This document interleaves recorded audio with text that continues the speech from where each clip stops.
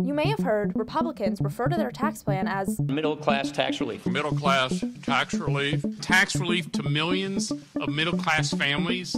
Saying things like, and it's not good for me, believe me. But what it is at its core is a giant cut for corporations. The most excited group out there are big CEOs about our tax plan. Basically, Republicans are saying what they've said for 4 decades. Cutting taxes for the rich helps everyone. Only historically, the rich just get a bigger glass. Reaganomics.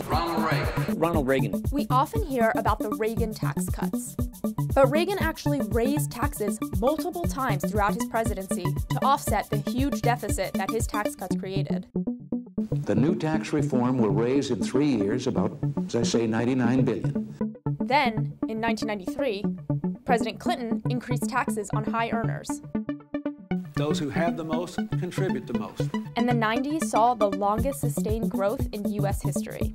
During the George W. Bush years, there was a tax cut in 2001 and 2003. It is now my honor to sign the first broad tax relief in a generation. But wages didn't grow as promised. They stagnated. And then, bam, the Great Recession. When Obama let the tax cuts on top earners expire in 2012, this new tax cut proposal comes after decades of widening inequality.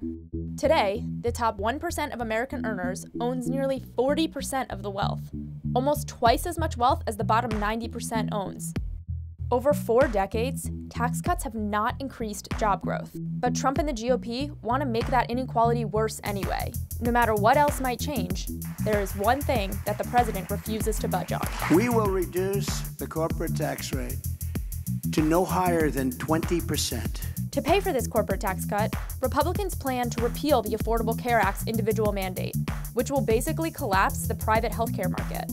And these corporations don't even need the handout. These big companies already have enough money. They've never had as much money as they have right now. Instead, these companies are holding a lot of money in other countries, avoiding paying taxes so shareholders can get the best payout. Apple holds the most amount of money offshore, recently moving it from Ireland to the Channel Island of Jersey.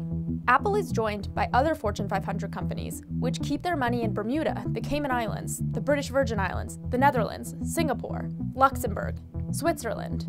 At the end of 2016, 322 of these companies held $2.6 trillion overseas, and that's just what we know about. As a result, the US is losing at least $70 billion annually, which would cover all the domestic programs Trump has proposed to cut in his budget, and leave about $15 billion to spare.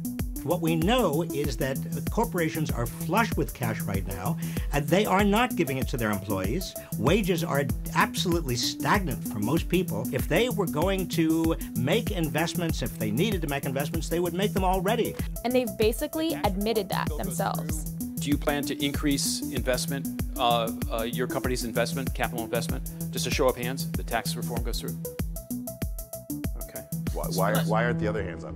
These corporations do not need the extra cash, but the average American taxpayer can't say the same.